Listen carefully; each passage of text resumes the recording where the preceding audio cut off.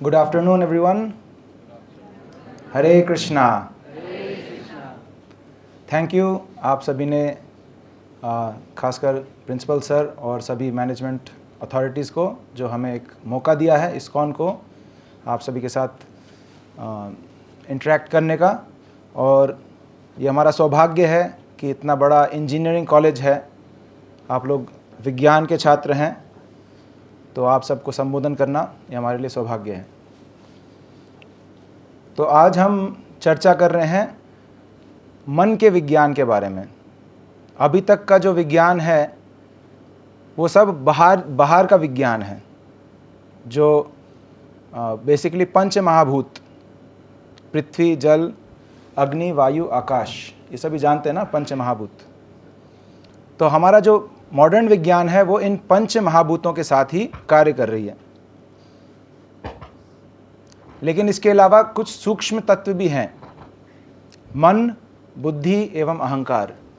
आप सभी के पास मन है, लेकिन उसको हम देख नहीं सकते हैं, उसको हम छू नहीं सकते हैं. आप सभी इंटेलिजेंट हैं, आपके पास बुद्धि है, वो केवल समझा जा सकता है, लेकिन उसको देख नहीं सकते, हम किसी को दिखा नहीं सकते हैं. ये बुद्धि दिखती है कि आप लोग यहाँ बैठे हैं, इसका मतलब बुद्धिमान है. आप लोग एग्ज़ाम्स पास किए हैं, सेलेक्ट हुए हैं, तभी आप यहाँ पहुँचे. तो जो आध्यात्म है वो इस विज्ञान, अंतर्विज्ञान, इन पंचभूतों के अलावा जो सूक्ष्म तत्व हैं, और साथ में जैसे प्रिंसिपल सर ने बताया कि हम वास्तव में है कौन, आत्मज्ञान, इन चीज़ों के साथ डील करती है. तो ये आंतरिक विज्ञान है. जो आधुनिक विज्ञान है वो बाहर के लिए है, बाहर को कंट्रोल करने के लिए, बाहर को अपने अनुसार अनुकूल बनाने के लिए. और स्पिरिचुअल विज्ञान जो है वो अंतर के लिए, हमारे मन और आत्म संतुष्टि ये सब प्राप्त करने के लिए, मन को वश में रखने के लिए. तो आज एक छोटा सा इंट्रोडक्शन देता हूँ. मैं बेसिकली आर्मेनिया से हूँ. आर्मेनिया ज़्यादातर लोग जानेंगे नहीं. ये हमारा भारत है, और ये पाकिस्तान, ये अफ़गानिस्तान, ये ईरान, और इसके ऊपर ये छोटा सा देश है आर्मेनिया. मैं कभी गया नहीं आर्मेनिया. मेरे माता पिता आर्मेनिया से भारत आए, और मेरा जन्म भारत में ही हुआ है, यहीं पे बड़ा हुआ हूँ. और मेरे माता पिता पहले क्रिश्चियन थे. तो मैंने एक बार पूछा कि आप लोग क्रिश्चियन हैं, आप लोग हिंदू धर्म क्यों अपनाएं? तब उन्होंने उत्तर दिया कि हमें ये समान ही लगा, क्रिश्चियनिटी में और जो हमारा सनातन शिक्षा है उनमें समानता ही था. लेकिन भगवद गीता पढ़ के उन्हें ये प्राप्त हुआ कि प्रति मुहूर्त हर समय किस प्रकार भगवान से जुड़े रहें, उसमें और क्लैरिटी और डेप्थ मिला. इसलिए उन्होंने स्वीकार किया कि हम सनातन धर्म का पालन करेंगे. ठीक है. तो ये व्यक्ति क्या कर रहे हैं? ये व्यक्ति अपने मन को कंट्रोल करने का प्रयास कर रहे हैं. ये साधु हैं, साधक हैं. तो आप लोगों को ऐसे नहीं करना है. मैं इसलिए शेयर किया हूँ कि ये नहीं कराएंगे आपको, लेकिन सिमिलर रिजल्ट्स हम भी, जो हम प्रैक्टिसेस बताएंगे उससे हम भी मन को काबू कर पाएंगे. तो सबसे पहले तो समझे मन है क्या. ये हमारे शरीर का सूक्ष्म हिस्सा है, जैसे हमने एक्सप्लेनेशन दिया, इंट्रोडक्शन दिया. और इस सूक्ष्म हिस्से में हमारे विचार, हमारे यादें और अपूर्ण इच्छाएं रहती हैं. हमारे मन में ये सभी विचार, अनेक विचार आते हैं, और अपूर्ण इच्छाएं भी रहती हैं. मन बीच बीच में करता है, मन करता है कहीं घूमने का, मन करता है बातचीत करने का, मिलने का लोगों से. और याददाश्तें भी, पहले के समय में क्या क्या किए हमने, ये सब यादें रहती हैं. अभी मनुष्य के पास भी मन है, इसी प्रकार से पशुओं के पास भी मन होता है. वे भी जीवित प्राणी हैं, उनके पास भी मन है. लेकिन क्या अंतर है? अंतर ये है कि ये जो चार चीज़ें हैं ये दोनों के लिए समान हैं. ये चार चीज़ें ये पशु के लिए है, और साथ में मनुष्यों के लिए भी है. ये समान है. लेकिन मनुष्य में डेवलप माइंड एंड इंटेलिजेंस, पशुओं के तुलना में मनुष्य के पास ये खास गुण है. हर प्राणी का कुछ खास गुण होता है। उदाहरण के लिए जो चील है या बाज है, उसका क्या खासियत है, किसी को पता है? आप बोलिए, जोर से बोलिए। एक माइक है क्या ऑडियंस के लिए? उसकी नजर बहुत तेज होती है और सर वो शिकार अपना ऊपर से देख के सर उस पे एग्जैक्ट अटैक करता है। ठीक है, बहुत अच्छा, थैंक यू, एकदम सही बताया। तो ये बाज का ये स्पेशल गुण है, उसका स्पेशल क्वालिटी है कि उसकी आंखें बहुत स्ट्रांग हैं। 3-4 किलोमीटर की ऊंचाई से वो छोटे से चूहे को भी देख लेगा नहीं, लेकिन हमारे पास वो क्षमता नहीं है, दूर का हम देख नहीं पाते हैं। इसी प्रकार से गाय में क्या खासियत है, कौन बताना चाहेंगे? गाय या फिर मैमल्स में एक खासियत है। गाय से क्या मिलता है हमको? दूध ना। तो गाय में ये शक्ति है, ये खासियत है, एक तरफ से आप घास खिला दो और दूसरी तरफ से दूध बन के आएगा, है ना। तो ऐसा मशीन बना दें जिसमें एक तरफ से घास डालिए और दूसरी तरफ से दूध निकले। तो गाय में ये खासियत है, वो घास खा के दूध निर्माण करती है। मनुष्य में बाकी ज़्यादा कोई खासियत है नहीं, वो आत्मरक्षा भी नहीं कर पाता अपना, वो हमारे पंजे भी नहीं हैं शेर के जैसे, हमारे दांत नहीं हैं शिकार करने वाले, लेकिन मनुष्य के पास ऊंची बुद्धि और एक स्ट्रांग मन है, जिस कारण से आज मनुष्य सबसे ऊंचे पद पे है इस पृथ्वी पर, है ना। बाकी सभी प्राणियों से ऊंचे पद पे है। और इस मन और बुद्धि का इस्तेमाल करके मनुष्य ने विज्ञान के नियमों को पारंगत हासिल किया और उससे अपने जीवन में आरामदायक स्थितियां तैयार कर रहे हैं, निर्माण कर रहे हैं। आप सभी यही कर रहे हैं ना, इसी के पढ़ाई कर रहे हैं, कैसे जीवन के प्रॉब्लम्स को सुविधाजनक बनाएं, जीवन की स्थिति को। तो ये खासियत है कि मनुष्य का मन ज़्यादा शक्तिशाली है, लेकिन इस खासियत के साथ साथ एक कमी भी आती है कि जितना हमारा मन या बुद्धि ज़्यादा शक्तिशाली है, उतना ही हमारे लिए डेंजरस भी हो सकता है। शक्ति के साथ उत्तरदायित्व आता है ना। जितना आप, जैसे आपके पास अगर बहुत शक्तिशाली गाड़ी है तो आपको उतना ही ज़्यादा सावधान होना पड़ेगा, क्योंकि ज़्यादा स्पीड में जो एक्सीडेंट होगा वो जानलेवा होगा। समझ रहे हैं ना पॉइंट? तो हमारे पास माइंड इंटेलिजेंस बहुत स्ट्रांग है, तो हमारे को उतना ही सावधान भी रहना है। कहीं ये अगर गलत दिशा में चला गया, हमारा मन और बुद्धि अगर गलत दिशा में काम करने लग गया तो कितना खतरा कर सकता है। जो इसका परिणाम हम देख पा रहे हैं, हमने एटॉमिक वेपन्स खोज रखे हैं। इसका सही उपयोग भी हो सकता है शांति स्थापित करने के लिए या न्यूक्लियर एनर्जी निर्माण के लिए, और इसका गलत इस्तेमाल भी हो सकता है। अगर किसी गलत व्यक्ति के हाथ पड़ जाए तो विध्वंस कर सकती है। तो इसीलिए ये आवश्यक होता है कि मन को नियंत्रण करना भी आना चाहिए। गाड़ी हमारा बहुत पावरफुल है, लेकिन स्पीड लिमिट फॉलो करने का ट्रेनिंग भी होना चाहिए। तो ये पॉइंट है आज का सेशन, किस प्रकार से मन को हम नियंत्रित कर पाएं कि ये कुछ अनर्थ ना कर दे। तो यही बात भगवत गीता में भी भगवान ने 6 अध्याय के 6 श्लोक में दिया है। बंधुर आत्मात्मनस्तस्य येनात्मैवात्मना जिता अनात्मनस्तु शत्रुत्वे वर्तेतात्मैव शत्रुवत्। जिसने मन पे विजय पा लिया, मन उसका सबसे अच्छा मित्र है, और जो अपने मन पे विजय नहीं पाया, उसका मन उसका सबसे बड़ा शत्रु है। और अगर हम अपने मन को काबू ना कर पाएँ तो इससे कई सारे हमारे जीवन में परेशानियां उत्पन्न होती हैं। डिप्रेशन, माइंड अनकंट्रोल्ड है, बार बार विचार कर रहे हैं कि नहीं मेरे साथ अच्छा नहीं हुआ, इससे और अच्छा होना चाहिए था, और ऐसा करके नेगेटिव तरफ चले जाते हैं। केओटिक सिचुएशन मतलब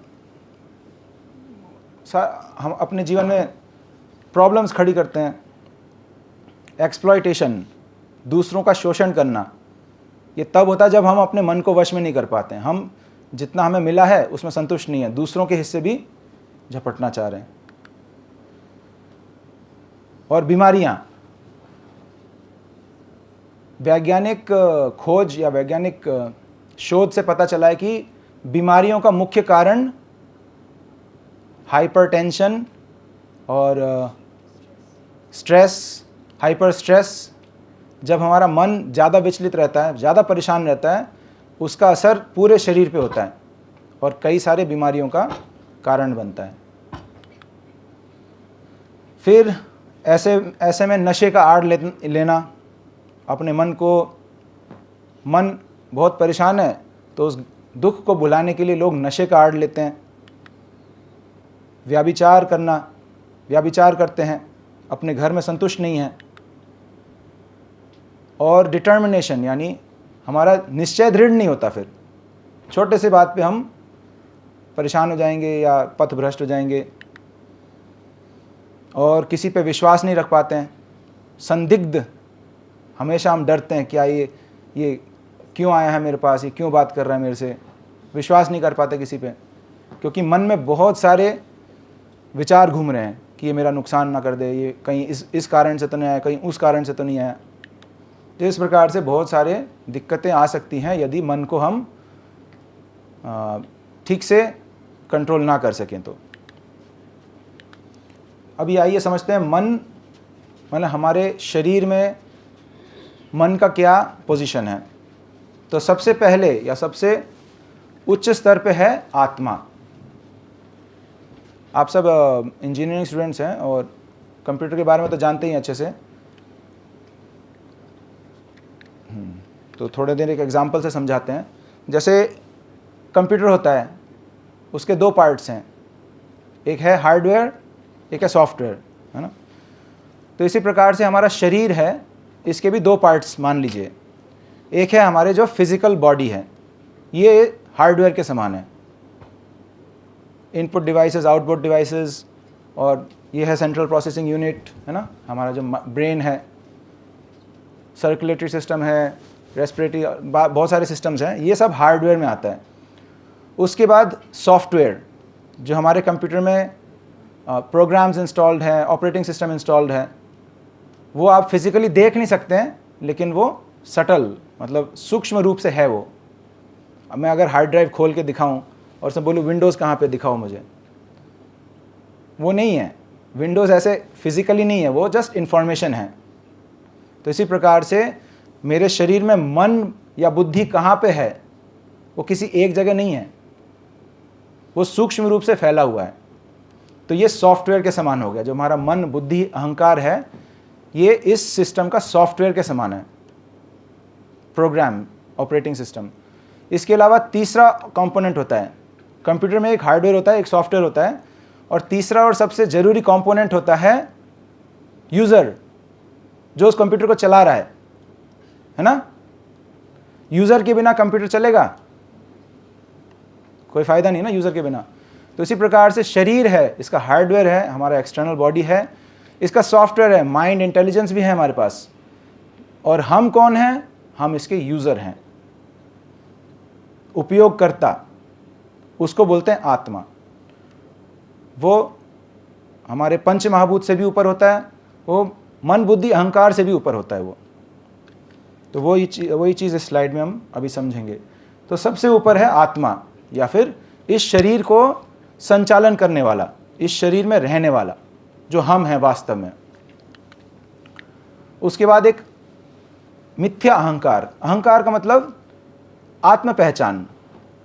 अभी हम कोई आत्म पहचान कर रहे हैं, मैं स्टूडेंट हूँ। अगर मैं आपसे पूछा आप कौन हैं, तो आप बोलेंगे मैं इंजीनियरिंग स्टूडेंट हूँ, ये आपका आत्म पहचान है। और कोई बोलेगा मैं पुरुष हूँ, कोई बोलेगा मैं स्त्री हूँ, कोई बोलेगा मैं मोटा हूँ, मैं पतला हूँ, मैं काला हूँ, मैं गोरा हूँ, मैं इंटेलिजेंट हूँ या मैं कम बुद्धिमान हूँ। आत्म पहचान, अपने बारे में हम क्या सोचते हैं, है ना। तो इसको बोलते हैं मिथ्या अहंकार। उससे नीचे आता है बुद्धि। बुद्धि का मतलब सही क्या है, गलत क्या है, करना है कि नहीं करना है।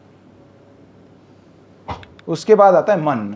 तो मन का ये पोजीशन होना चाहिए, बुद्धि के अधीन होना चाहिए। मन का कार्य है संकल्प और विकल्प करना।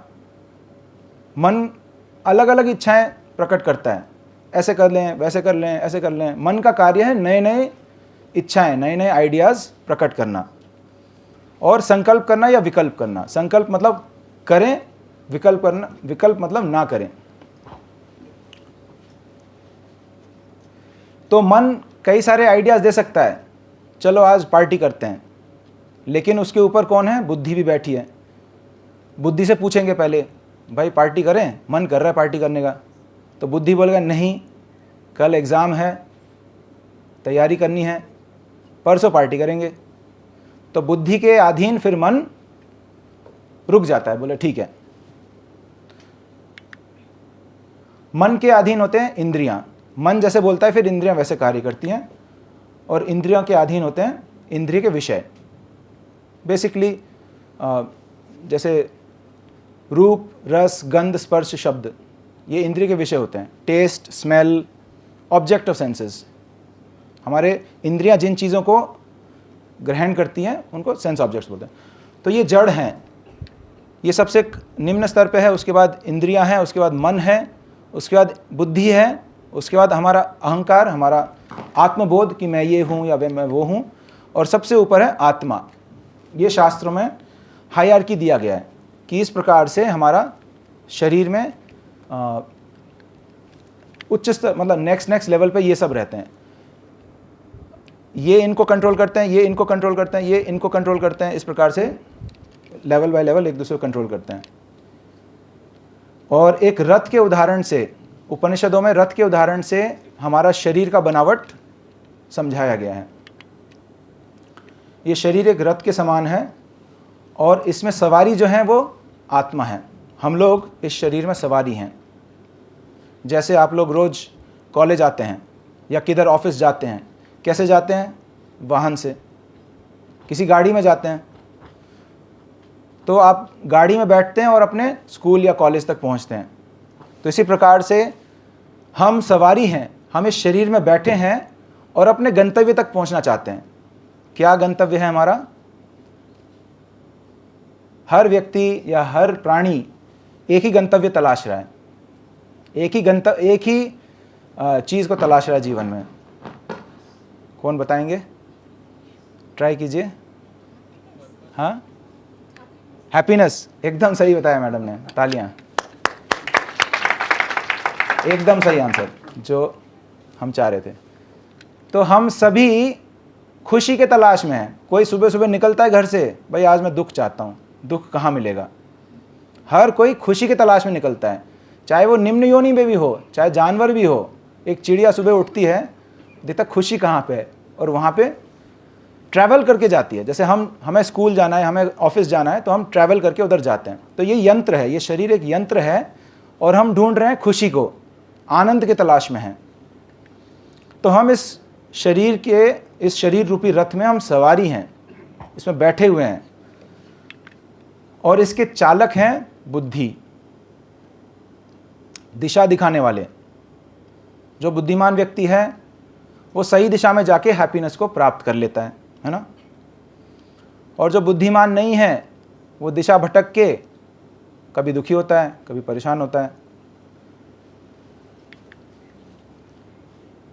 और ये घोड़े जो हैं, ये हमारे इंद्रियों के समान है, कार्य करने वाले। घोड़ों से ही कार्य हो रहा है ना, रथ आगे खींचा जा रहा है। तो ये इंद्रियों से ही हम कार्य करते हैं। और मन जो है, यहाँ पे आज मन के बारे में हम चर्चा करेंगे। मन का कार्य है, इसको बोलते हैं लगाम, है ना। लगाम का कार्य करता है हमारा मन। तो जब सब कुछ ठीक है तो हमारा रथ सही दिशा में जाता है। लेकिन मान लीजिए अगर ये जो लगाम है ये चालक के हाथ से छूट जाए, दिक्कत वहाँ होती है। हाँ, आज जो चर्चा कर रहे हैं, अगर मान लो लगाम किसी भी कारण से अगर बुद्धि के हाथ से छूट जाए, चालक के हाथ से छूट जाए, तो वो रथ कहाँ जाएगा? दिशाहीन। घोड़े जहां जाना चाहेंगे वो उस रथ को उधर ले जाएंगे, और दिक्कत किसको होगा? सवारी को, हमें दिक्कत होगा, आत्मा को। तो कई बार ऐसा होता है ना, हम जानते हैं सही दिशा क्या है, करना क्या है, लेकिन कर नहीं पाते हैं, मन नहीं करता, या हो ही नहीं रहा, प्रयास भी कर रहे हैं, नहीं हो रहा। तो उसका कारण है बुद्धि। अगर उसको ठीक से भोजन ना खिलाया गया हो, ड्राइवर को ठीक से नींद नहीं हुआ, या ठीक से भोजन नहीं खिलाया ड्राइवर को, वो कमज़ोर पड़ जाएगा, उसके हाथ से लगाम छूट जाएगा। घोड़े तो खींचेंगे, घोड़े जोर से झटका मारते हैं, और लगाम खींचता भी है। तो इंटेलिजेंस को बहुत शार्प होना चाहिए, तब वो मन को पकड़ के रखेगा और घोड़ों को सही दिशा में चलाता रहेगा। तो मन को हम संयमित कर सकते हैं बुद्धि के प्रभाव से। बुद्धि यदि स्ट्रांग रहे, अच्छी बुद्धि रहे, तो हम सही गलत में पहचान कर सकते हैं, सही गलत में सही चुनाव कर सकते हैं। तो यहाँ गीता में फिर से अर्जुन, एक भगवान कृष्ण बोले हैं कि मन को वश में रखो, तो अर्जुन बोल रहे हैं कि मेरे से बहुत मुश्किल है ये। क्या बोल रहे हैं? चंचलम ही मन कृष्ण प्रमाथि बलवदृढ़म तस्याहम निग्रहम मन्ये वायुर इव सुदुष्करम। हे कृष्ण, मेरा मन बहुत चंचल है, और प्रमाथि बहुत बलवान है, और दृढ़म मतलब ढीठ है, और बहुत शक्तिशाली है। उसको संयमित करना वायु यानी हवा को रोकने से भी अधिक कठिन लग रहा है मेरे को। ये अर्जुन बोल रहे हैं। अर्जुन बहुत क्वालिफाइड व्यक्ति थे, लेकिन वो भी ऐसे बोल रहे हैं कि मन को वश करना बहुत मुश्किल कार्य है। तो इसके उत्तर में, अच्छा, इसका उत्तर बाद में मिलेगा। पहले हम समझते हैं कि मन हमारे जीवन में दिक्कतें कहाँ से आती हैं। दिक्कतें शुरू होती हैं, मन हमें कैसे बिगाड़ती है। शुरुआत में जब इंद्रिय विषयों पे चिंतन करना, उदाहरण के लिए मान लीजिए अभी आईफोन का ज़माना है, कोई गैजेटरी उसके लिए क्रेज़ होता है कि हमको आईफोन, कौन सा 17 है लेटेस्ट 17 प्रो, हमको 17 प्रो चाहिए, 1.5 लाख या 1,60,000 ऐसे कुछ होगा, है ना। तो जब ऐसे ऐड देख लेते हैं और बार बार ऐड देखते हैं, पोस्टर देखते हैं, तो उसके बारे में मनन शुरू होता है कि मेरे को ये चाहिए। तो मैं एक एग्जांपल दे रहा हूँ आईफोन, लेकिन वो एग्जांपल कुछ भी हो सकता है। जीवन में कोई भी चीज़ जो हम पाना चाहते हैं, तो उसके बारे में विचार करते करते क्या होता है, उससे हम आसक्त हो जाते हैं। आसक्त मतलब उसके बिना हम नहीं रह सकते हैं। फिर अब आईफोन के बिना नहीं रह सकते हैं। मैं जब छोटा था, स्कूल ख़त्म कर रहा था, कॉलेज जाने की तैयारी, तो मेरे को बाइक्स में बहुत स्ट्रॉन्ग आसक्ति आ गई थी, और उसके बिना रह नहीं पाया मैं। बहुत ज़बरदस्ती करके मम्मी से ज़बरदस्ती एक बाइक खरीदवा ही लिया। तो ऐसे आप सब ने भी अनुभव किया होगा, जब मन किसी एक चीज़ में लग जाता है तो उसको विचार करते करते करते करते फिर उसके बिना नहीं रह सकते, तो लेना ही पड़ता है। फिर आसक्ति से क्या उत्पन्न होता है? काम उत्पन्न होता है, प्रबल इच्छा। तो अभी तक तो केवल विचार चल रहे थे, विचार करते करते इच्छा स्ट्रांग हो गया कि चाहिए, अब उसके बिना नहीं रहेंगे।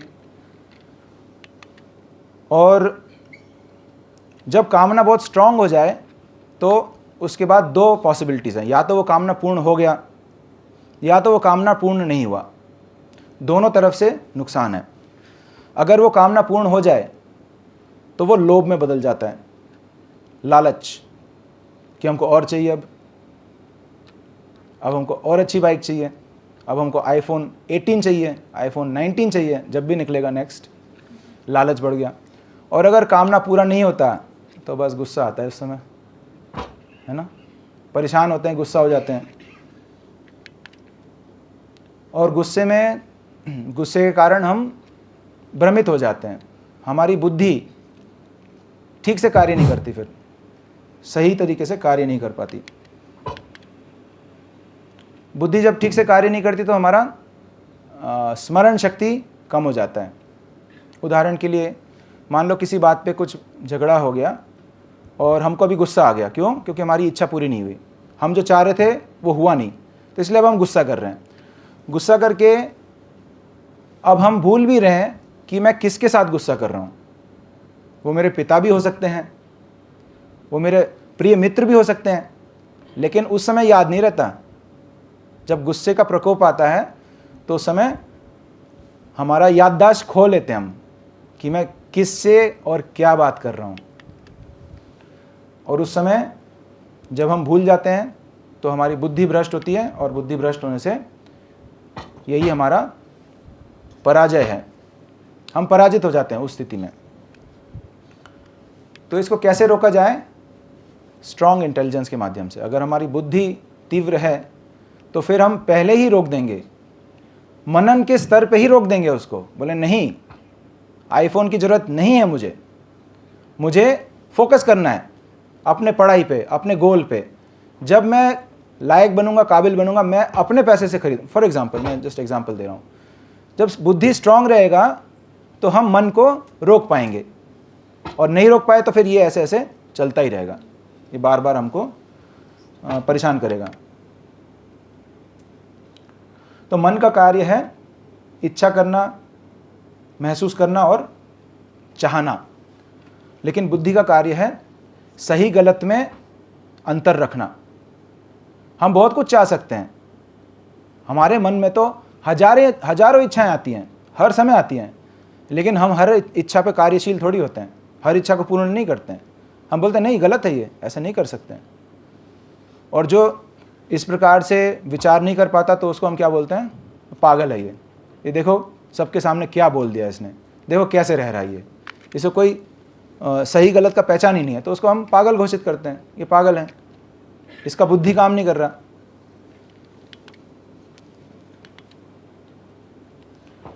तो पॉइंट यह है कि मन को यदि वश में रखना है तो आध्यात्मिक ज्ञान से मन को वश में रखा जा सकता है। आध्यात्मिक बुद्धि बहुत आवश्यक है। मैं भगवद गीता पढ़ना शुरू किया था जब मैं 10वीं कक्षा में था, थोड़ा थोड़ा शुरू किया पढ़ना खुद से, खुद की इच्छा से। 11वें फिर 12वें और उसके बाद कॉलेज लाइफ में भी मैं भगवद गीता पढ़ता रहा रेगुलरली। तो मुझे 10वीं में बहुत मदद मिला था, 10th क्लास में भी मुझे बहुत मदद मिला था भगवद गीता पढ़ने से। प्रैक्टिकली शेयर करता हूँ आपसे। 10th क्लास का तो सबको पता है, बोर्ड एग्ज़ाम है, उसका एक टेंशन होता है, उसका भी एक भूत होता है 10th क्लास ना, सबको एक दिन वो भूत सताता है। तो मुझे भी बड़ा टेंशन हो रहा था कि क्या करेंगे आगे जाके, कैसे रिज़ल्ट आएगा, इस बार तो बोर्ड है। साथ में लेकिन गीता भी पढ़ता था। तो गीता में 4थे अध्याय में बहुत अच्छा एक शिक्षा पढ़ा मैंने। भगवान बताए, गीता में उपदेश है कि तुम अपना कर्तव्य को करो, लेकिन फल तुम्हारे हाथ में नहीं है। तुम अपना कर्तव्य करो, फल भगवान देख लेंगे, और उसके बाद चिंता करने की आवश्यकता नहीं है। तो इस प्रकार से जो मुझे उस समय समझ में आया था, तो मैंने इसको अप्लाई किया। मैंने कहा ठीक है, जितना मेरे से पढ़ाई होती है उतना मैं पढ़ाई करता हूँ, उससे ज़्यादा मैं कर नहीं सकता, तो जितना मैं पढ़ाई कर सकता हूँ उतना मैं पढ़ाई करूँगा, और इसका रिज़ल्ट जो है वो भगवान के हाथ में है, वो चाहें तो अच्छा रिज़ल्ट देंगे। तो इससे क्या हुआ, मेरा चिंता पूरा ख़त्म हो गया कि एग्ज़ाम के बाद क्या होगा, क्या रिज़ल्ट आएगा, वो चिंता पूरा डिलीट हो गया मेरा, किसी प्रकार का चिंता नहीं रहा। मैं बड़े खुशी से जितना मैं पढ़ सकता था उतना ही पढ़ा, और खेल कूद भी किया, मतलब खुश रहा मैं। और उसके बाद 2 महीने के वेट के टाइम मैंने कभी विचार नहीं किया कि क्या होगा क्या होगा, और जो होना था वो हो ही गया, जितना रिज़ल्ट आना था उतना आ गया, मैं संतुष्ट था, ठीक है, इतना ही रिज़ल्ट आना था, इतना ही आ गया। तो इससे देखो फ़ायदा क्या हुआ। मान लो अगर ये मैं नहीं पढ़ता या नहीं समझता, तो एग्ज़ाम देने के बाद भी कई बच्चे जो हैं परेशान रहते हैं, टेंशन लेते रहते हैं, 2 महीने यही विचार करते हैं, अरे क्या होगा क्या होगा, कितना % आएगा। अभी वो टेंशन लेने से कुछ नंबर बढ़ेंगे क्या? वो जो 2 महीना जो टेंशन लिया, या जो परेशान होते रहे उससे कुछ फ़र्क पड़ने वाला है? साल भर जो परेशान हुए कि 10th का रिज़ल्ट कैसे होगा, 10th का रिज़ल्ट कैसे होगा, उससे उल्टा हमारा नुकसान हो रहा है। जो पढ़ने का क्षमता था वो तो चिंता ने खा लिया ना, थोड़ा उसमें से, थोड़ा या आधा तो चिंता ने खा लिया। तो हमारा भविष्य का चिंता करके हम अपना वर्तमान नष्ट कर रहे हैं।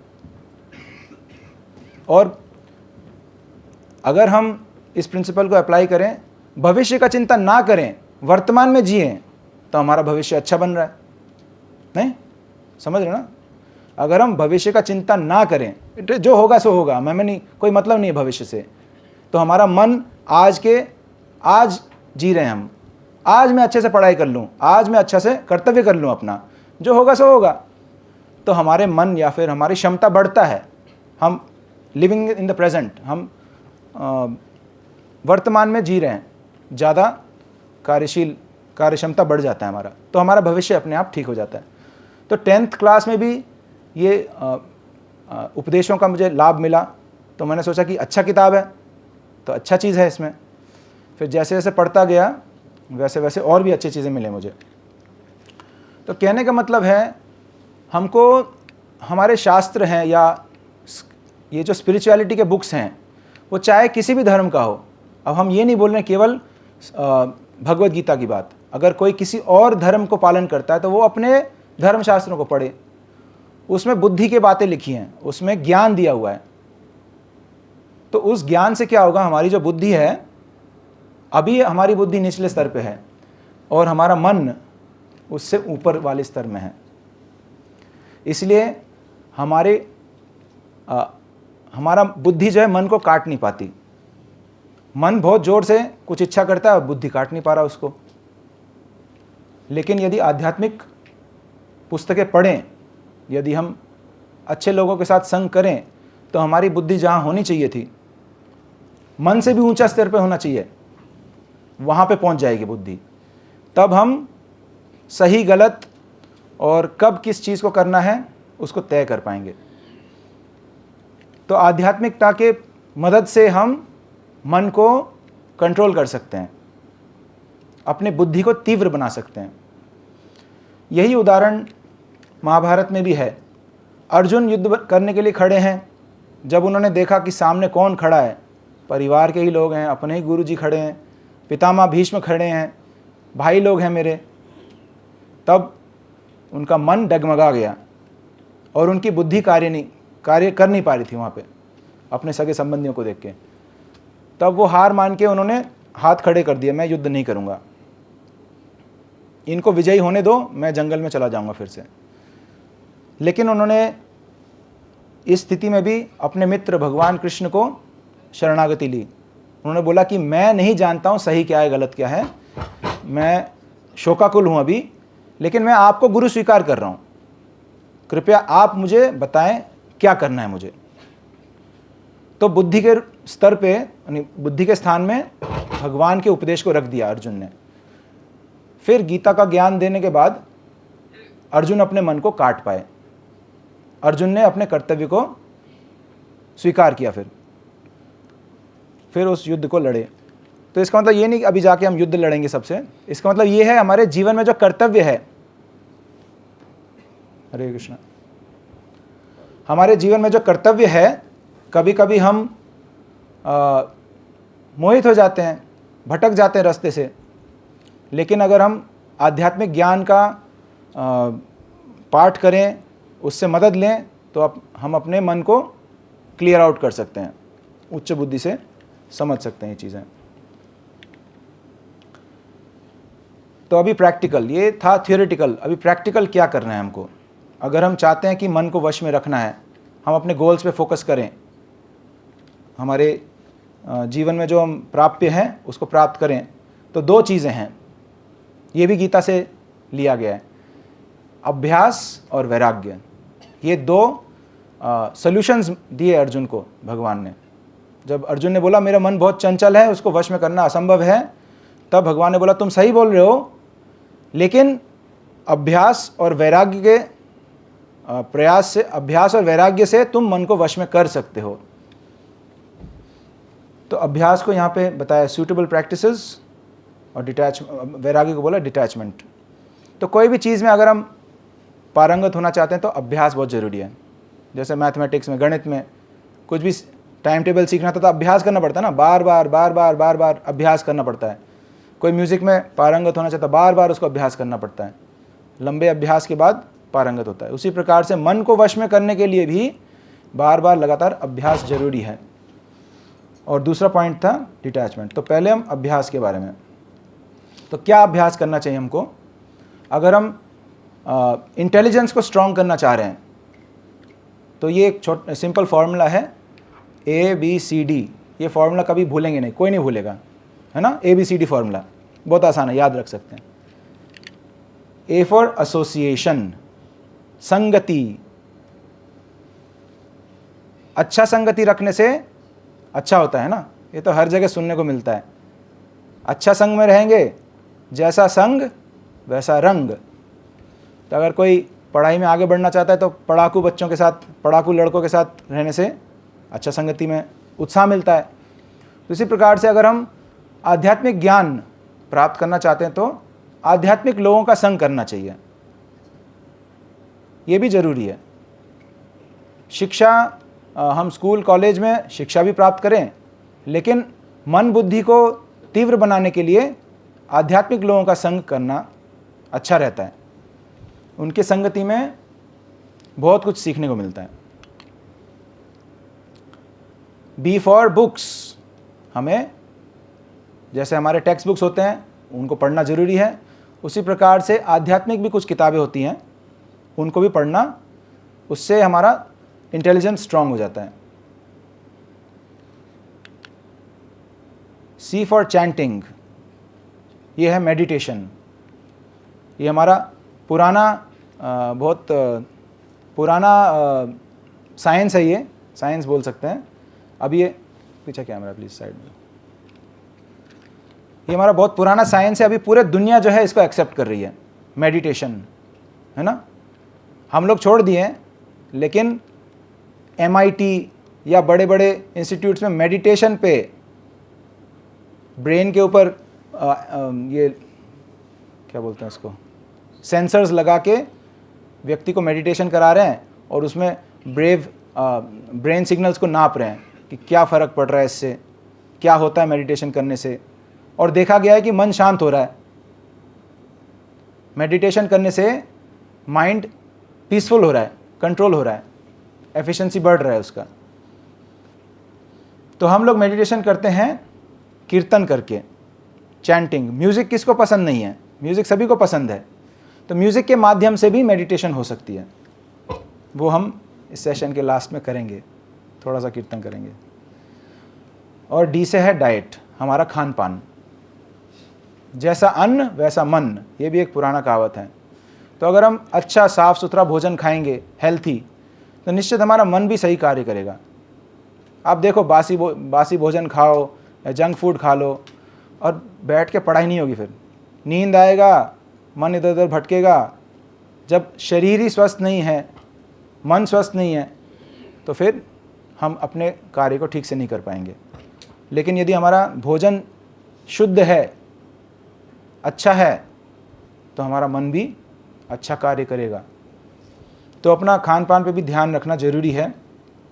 पौष्टिक आहार होना चाहिए और सात्विक, जो हमारा सनातन संस्कृति हमें सिखाती है, सात्विक आहार। सात्विक आहार में किसी प्रकार का एनिमल प्रोडक्ट्स जैसे मांस, मछली, अंडा, ये सब मना है। ये हमारे पुराने संस्कार हैं, लेकिन आजकल उसको मानते नहीं लोग। लोग क्या बोलते हैं, या विज्ञान के अनुसार भी कुछ बोला जाता है, बोला प्रोटीन की ज़रूरत है हमको, है ना। प्रोटीन कहाँ से मिलेगा? तो मैं एक जीता जागता उदाहरण हूँ। बचपन से आज तक कभी कुछ नहीं खाया मैंने, और देख लो प्रोटीन की कोई कमी नहीं है। और भी भक्त लोग हैं, कोई प्रोटीन की कमी नहीं नज़र आ रही। तो हमारे वेजिटेरियन में भी बहुत सारे प्रोटीन के सोर्सेज हैं। पनीर है, दूध है, दालें हैं अनेक प्रकार के, और जो सोयाबीन है वो तो मांस से भी ज़्यादा प्रोटीन है उसके अंदर, अगर किसी को इतना ही प्रोटीन का वो है। तो सोयाबीन भी है। तो बिना किसी को कष्ट दिए हम सभी के साथ मिल बांट के रह सकते हैं। तो ये था प्रैक्टिसेस, ये हमको करना चाहिए।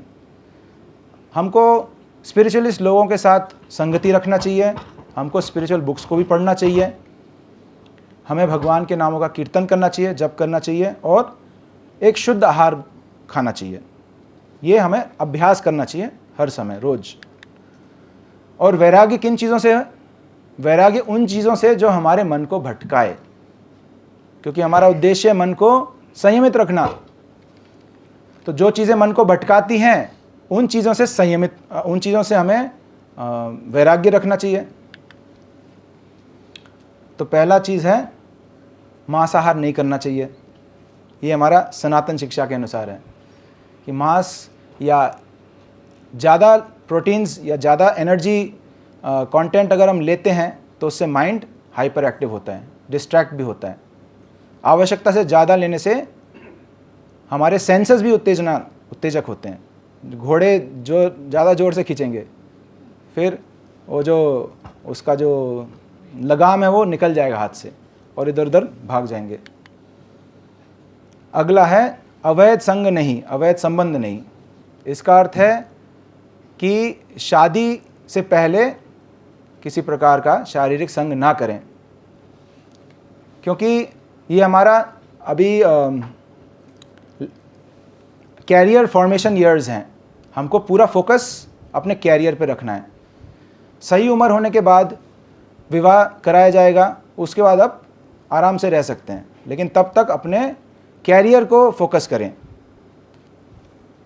आजकल क्या है, कैरियर फोकस स्कूल कॉलेज के टाइम लोग प्रेम प्यार के लफड़े में फंसते हैं, और जब कैरियर बनाना था तब रिलेशनशिप पे ध्यान दे रहे हैं।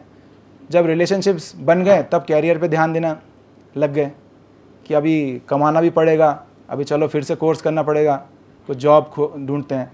तो पॉइंट ये है, पढ़ाई के टाइम पढ़ाई पे फोकस करो, कुछ बनो जीवन में, उसके बाद विवाह करके शांति से रहो। नहीं तो फिर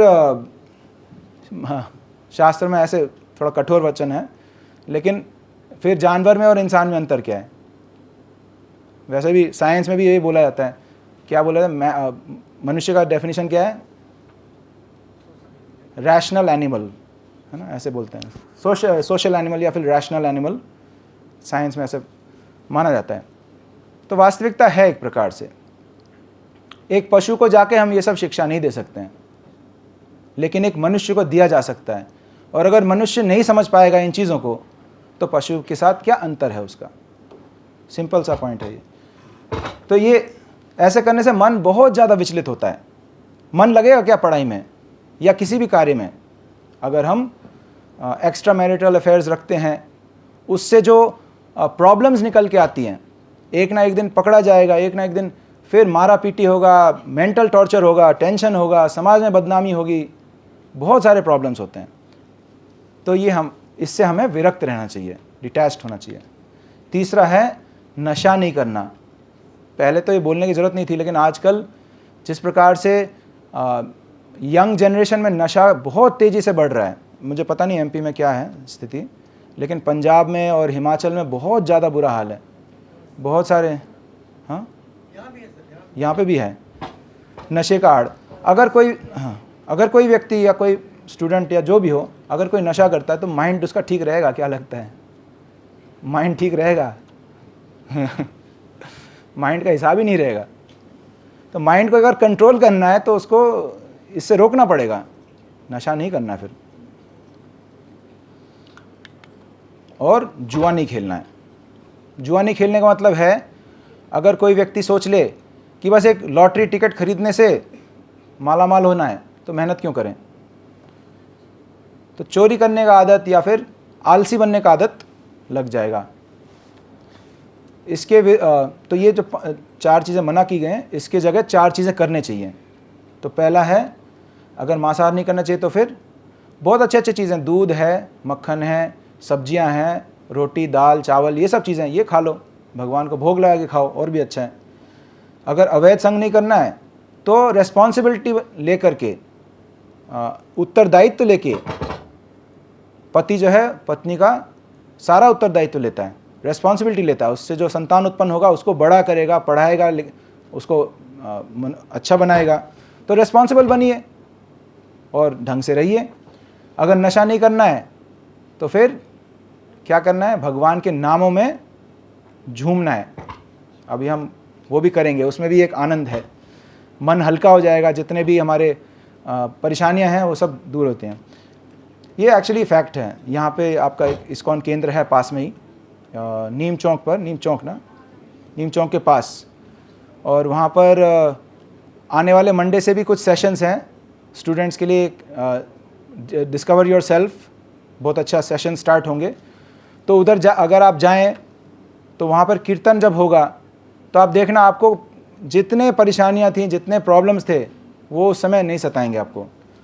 मैं स्वयं जब कॉलेज डेज़ में था तो कभी कभी मंदिर जाता था संडे को 2 घंटे के लिए, तो 2 घंटे के लिए मैं भूल जाता था कि कुछ है भी, दिल्ली भी है या कुछ है या कुछ परेशानी है, कुछ याद नहीं रहेगा उस समय। तो उससे सारे कष्टों से ऊपर उठ सकते हैं। भगवान का नाम का नशा करो, वो अच्छा होता है। और जुआ ना खेलने के बदले आप मेहनती बनो, ईमानदार बनो, आप ढंग से कुछ काम करो। जो आपके पास स्किल है, जो आपका इंटरेस्ट है, उसमें आप मेहनत करो, उसमें आप ईमानदारी से कार्य करो। अगर आप अपने कार्य में खुश हैं तो पैसा अपने आप आ जाएगा। पैसे के पीछे भागने का जरूरत नहीं है। आप पहले अपने मनपसंद का कार्य चुनो, पहले जानो, पहले उसमें आप मेहनती होके समय दो। अगर आप अच्छा काम कर रहे हो तो पैसा अपने आप आ जाएगा और आप खुश भी रहोगे उस काम को करने में। तो जुआ नहीं खेलना मतलब लॉटरी हो गया या फिर शेयर मार्केट्स हो गए, जो शॉर्ट टर्म इन्वेस्टमेंट्स हैं, ये सब बर्बाद करेगा हमको, साथ में मन को बहुत विचलित करेगा। जो इस प्रकार से जाता है तो उसका माइंड कहीं टिकता नहीं, हमेशा नया स्टॉक, इसको बेचना, उसको खरीदना। एक एग्जांपल दे रहा हूँ शेयर मार्केट का, वो उसमें माइंड बहुत ज़्यादा डिस्टर्ब रहता है। पूरा दिन रात 12-1 बजे तक वो यही चेक करता है, इसका प्राइस क्या, इसका प्राइस क्या। तो ईमानदार बने, कुछ अपना मेहनत करें और उसमें स्टेबल इनकम या स्टेबल जीवन बिताएं। तो ये कुछ चीज़ें हैं जिसको हमें प्रैक्टिस करना चाहिए। 4 चीज़ें रोज़ प्रैक्टिस करना है। ABCD, A फॉर एसोसिएशन, अच्छे स्पिरिचुअलिस्ट का संग करना। B फॉर बुक्स, आध्यात्मिक पुस्तकें भी पढ़ना। C for chanting, Mantra meditation करना। और D फॉर डाइट, एक अच्छा डाइट खाना। और 4 चीज़ों से दूर रहना चाहिए हमको। जो उत्तेजक भोजन है उससे दूर रहें, और अभी रिलेशनशिप्स पे ध्यान ना दें, अभी अपने कैरियर पे ध्यान दें, और जब रिलेशनशिप्स रखने का समय है उस समय उस पर ध्यान दें। तीसरा है नशा नहीं करना चाहिए, और चौथा है जुआ नहीं खेलना। तो इस प्रकार से मन को हम संयमित रख सकते हैं। तो मंत्र का अर्थ क्या है? मन का मतलब माइंड, और त्र का मतलब जो उसका उद्धार करता है, उसको तारता है ना, तारण करना। मन को जो तारता है उसको बोलते हैं मंत्र। वो है, ये सरल मंत्र है, आप सभी जानते हैं ना, हरे कृष्ण कृष्ण कृष्ण हरे हरे, हरे राम राम राम हरे हरे। तो अभी थोड़ा प्रैक्टिस करें इसका, 5 मिनट के लिए मंत्र मेडिटेशन करेंगे, और उसके बाद अगर किन्हीं का क्वेश्चंस हैं वो भी लेंगे। दोहराइए, थोड़ा थोड़ा करके करेंगे। हरे कृष्णा बोलिए, हरे कृष्णा कृष्णा कृष्णा हरे हरे, हरे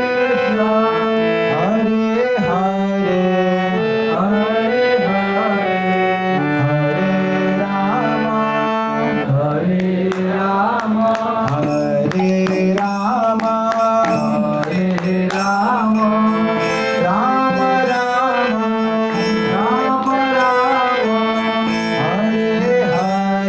हरे, हरे हरे। ये तभी काम करेगा जब आप लोग बोलेंगे, तभी एक्सपीरियंस करेंगे। तो बोलिए हरे कृष्णा, जोर से,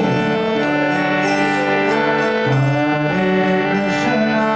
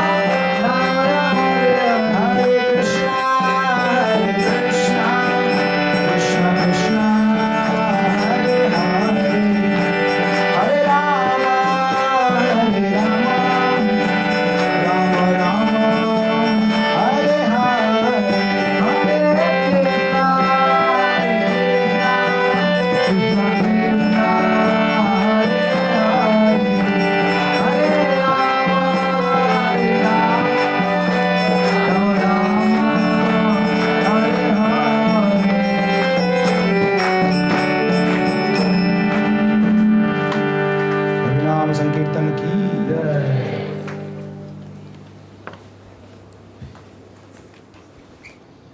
तो कैसे लगा आप सबको? बहुत अच्छा। बस इतना ही करना है, और करना है? ठीक है। तो आप लोग इधर पास में ही हमारा मंदिर है, इस्कॉन टेम्पल है, केंद्र है, नीम चौक के पास जगन्नाथ मंदिर करके, ये इसका गूगल में भी डालने से आ जाता है। तो वहाँ पर हर रोज़ सुबह भी होता है 4:30, है ना, 4:30 5 बजे से। अगर कोई सुबह आना चाहता है 5 बजे आ जाओ, और शाम को भी 6 से 8 के बीच में रोज़ होता है। तो वहाँ पर हर रोज़ इस प्रकार कीर्तन होता है और स्पिरिचुअल डिस्कोर्सेस भी होते हैं। अभी स्पेशल स्टूडेंट्स के लिए एक नया प्रोग्राम भी करेंगे, सेशंस भी चलेंगे। डिस्कवर योरसेल्फ, अपने आप को पहचानना, हम हैं कौन वास्तव में। Thank you. अगर किन्हीं का प्रश्न है तो आप पूछ भी सकते हैं जब तक फीडबैक फॉर्म्स भर रहे हैं। Hello sir. Hello sir, actually मुझे ये पूछना था कि जो आपने कहा कि जो डेली 5 AM होता है, ये डेली होता है जी।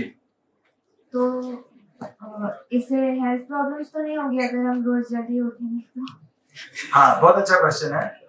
क्योंकि सर मेरे घर में पेरेंट्स कहते हैं कि अगर तुम अपनी नींद कम लोगी तो तुम्हारी तबीयत खराब हो जाएगी। ठीक है। ओके, इसको एड्रेस करते हैं। ये सब्जेक्टिव है, बैठिए। Thank you. ये सब्जेक्टिव है।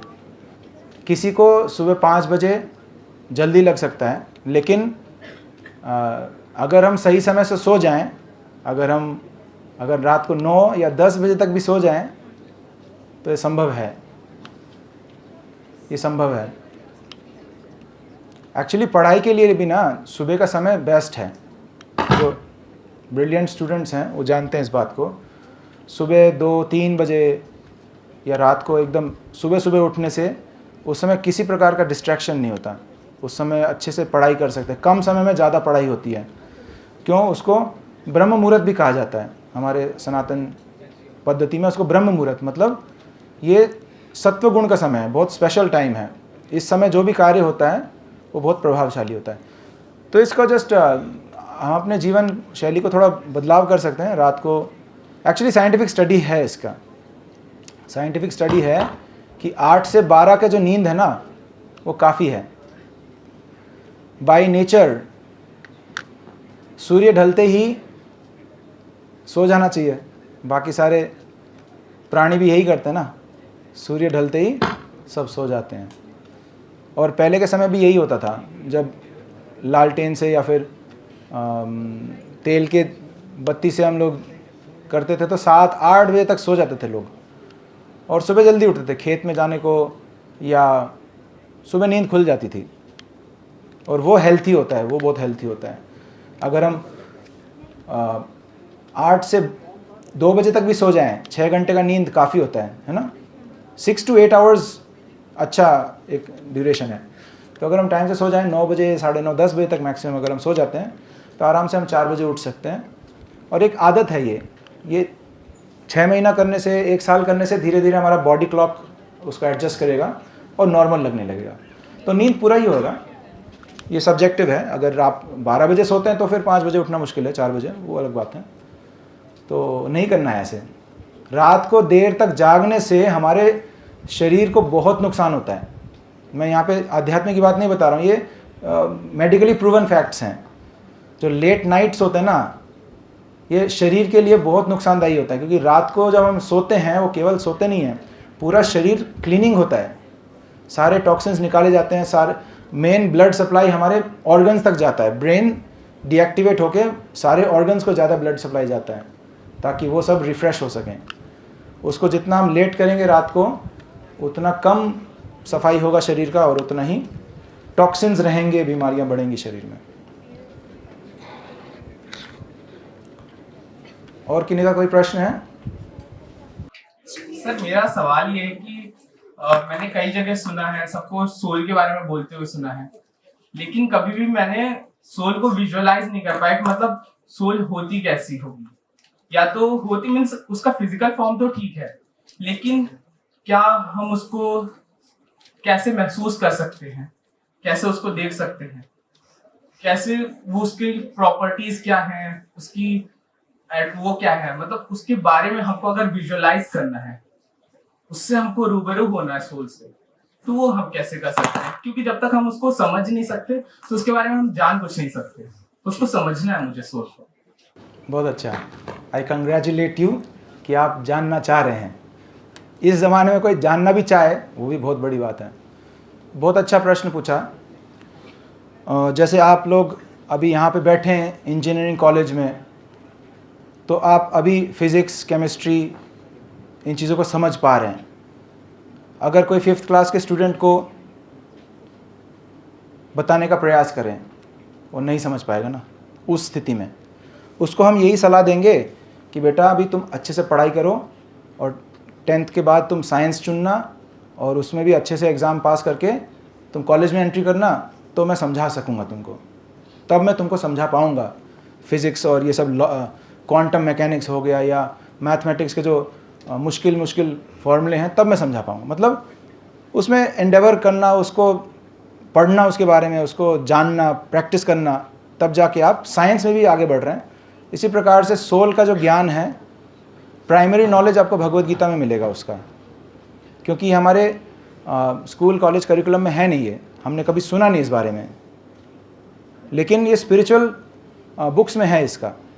चाहे किसी भी धर्मपथ में आप देखें, सोल का एग्जिस्टेंस, मतलब सोल का मेंशन है। इसको हम अपने सनातन धर्म में आत्मा बोलते हैं, जो मुसलमान लोग हैं वो उसको रूह बोलते हैं, और जो क्रिश्चियन है उसको सोल बोलते हैं। तो उसको अनुभव करने के लिए भी एक उदाहरण है, जैसे तार में से बिजली जा रही है। साधारण व्यक्ति नहीं समझेगा, वो देखेगा ये भी तार है और ये भी तार है, अंतर क्या है इसमें, इसको मैं छू रहा हूँ कुछ नहीं हो रहा, उसको छूने से क्या कुछ हो जाएगा, वो नहीं देख पा रहा है कि उसमें बिजली जा रही है। लेकिन एक ट्रेंड व्यक्ति है या टेक्नीशियन है या फिजिशियन है, जो भी है, वो देख पाएगा कि इन दोनों तारों में कुछ तो अंतर है।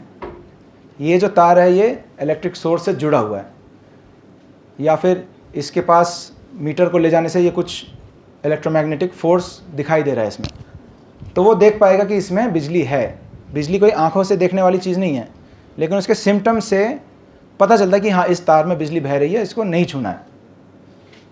तो ठीक उसी प्रकार से आत्मा के भी कुछ लक्षण होते हैं। उन लक्षणों को जिधर भी देख लो, आप समझ लो कि वहाँ पे सोल है। आत्मा का लक्षण क्या है? चेतना। साइंस में भी हम प्राइमरी साइंस में पढ़े हैं कि लिविंग और नॉन लिविंग में अंतर क्या है। स्टिमुलाई को रिस्पॉन्ड करना। जो लिविंग ऑब्जेक्ट है वो स्टिमुलाई को रिस्पॉन्ड करता है। अगर आप उसको छेड़ते हो, कुछ करते हो, तो उसमें कुछ चेंज आता है, रिस्पॉन्ड करता है। तो हम देखते हैं प्लांट्स भी रिस्पॉन्ड करते हैं। जानवर को तो ऑब्वियसली लात मारोगे तो रोएगा, क्या क्या करेगा, उसको भी दर्द होता है, उसको भी खून है शरीर में। तो इस प्रकार से हम देख पाते कि है, ये लिविंग है।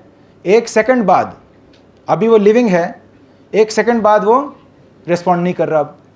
उसको सुई चुबाओ, उसको काट दो, वो रिस्पॉन्ड नहीं कर रहा, अभी वो नॉन लिविंग हो गया। तो कुछ ऐसे वस्तु थी उसमें, कुछ ऐसे शक्ति था जो जा चुका है, जो छोड़ चुका है उसको।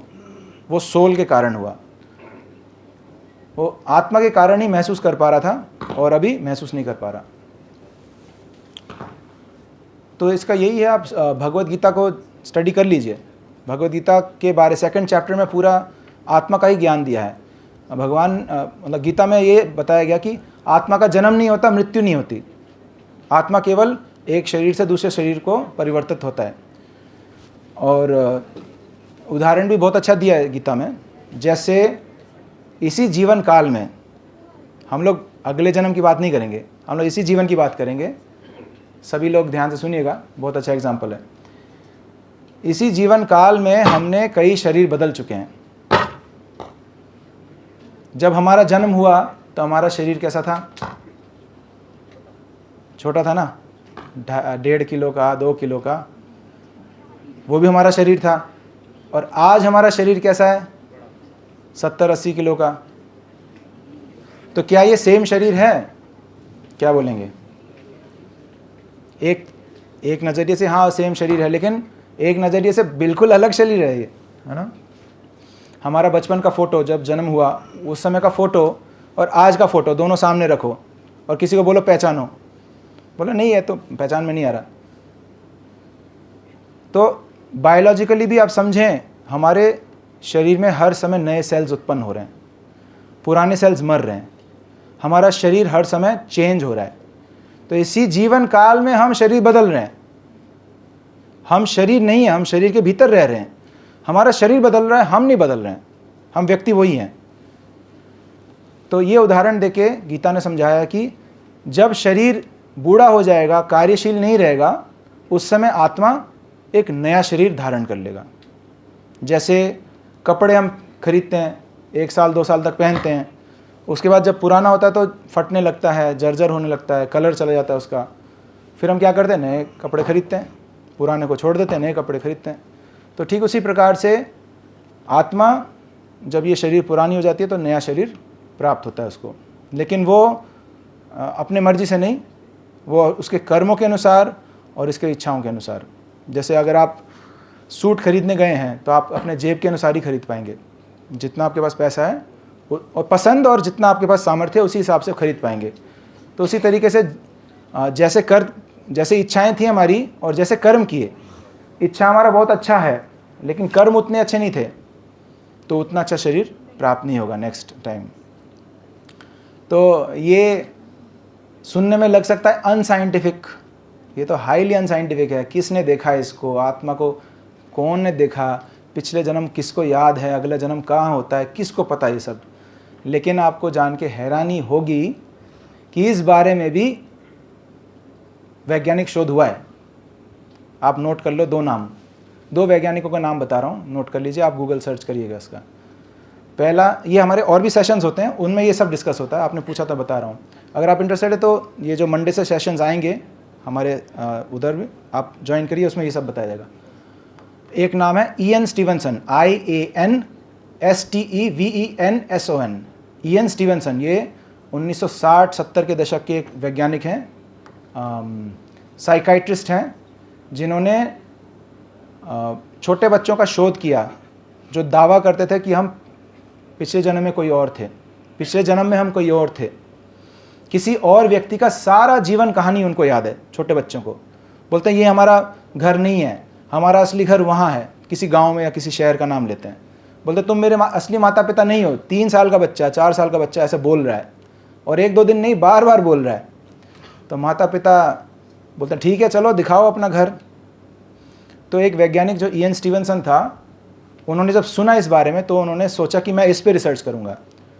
तो उन्होंने ऐसे 2000 बच्चों को केस स्टडी किया है पूरे दुनिया में। उनका काम था ट्रैवल करके ऐसे फैमिलीज से मिलना, बच्चों का इंटरव्यू करना, दूसरे पक्ष का भी, दूसरे परिवार का भी इंटरव्यू करना जो दावा कर रहा था बच्चा कि मैं वहाँ का व्यक्ति हूँ।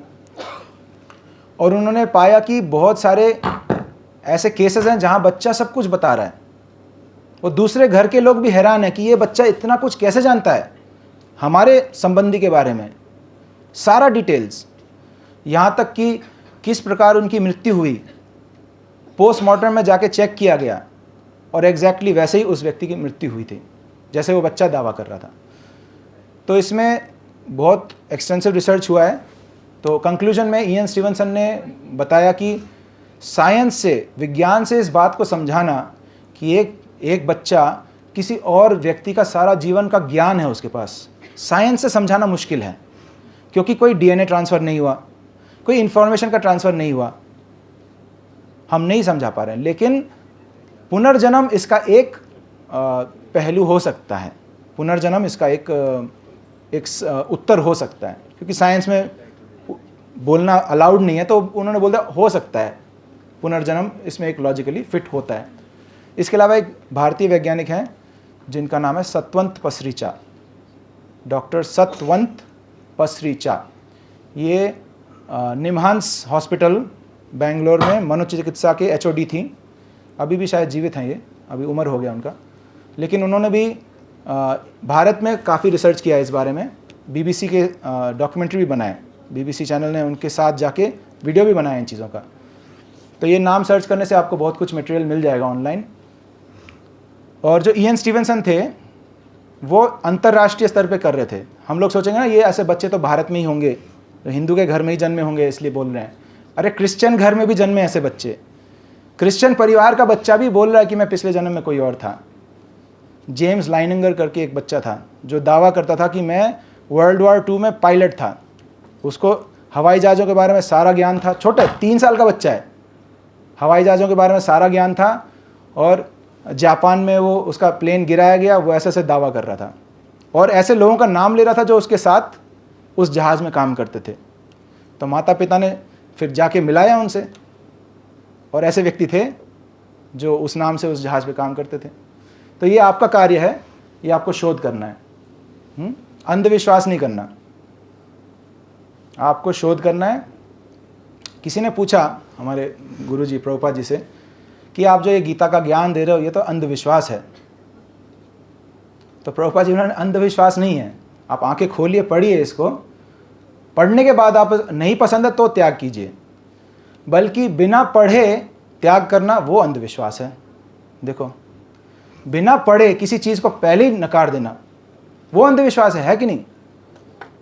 मैं पढ़ा ही नहीं और पहले ही बोल देना ये तो सब गलत है। फिजिक्स की किताब पढ़ा ही नहीं, पढ़ने से पहले ना फिजिक्स सब गलत है, ऐसा होगा, ये अंधविश्वास है। तो आप पढ़िए, देखिए, व्यावहारिक है तो स्वीकार कीजिए, नहीं समझ में आता तब आप रिजेक्ट कीजिए, हाँ ये सब बेकार। तो पहले पढ़िए, तो आप ज्ञान के खोज में आइए। साइंस का मतलब सत्य का खोज, ज्ञान का खोज। तो एक असली साइंटिस्ट होके आप इन सूक्ष्म तत्वों को भी समझने का प्रयास कीजिए। हरे कृष्ण।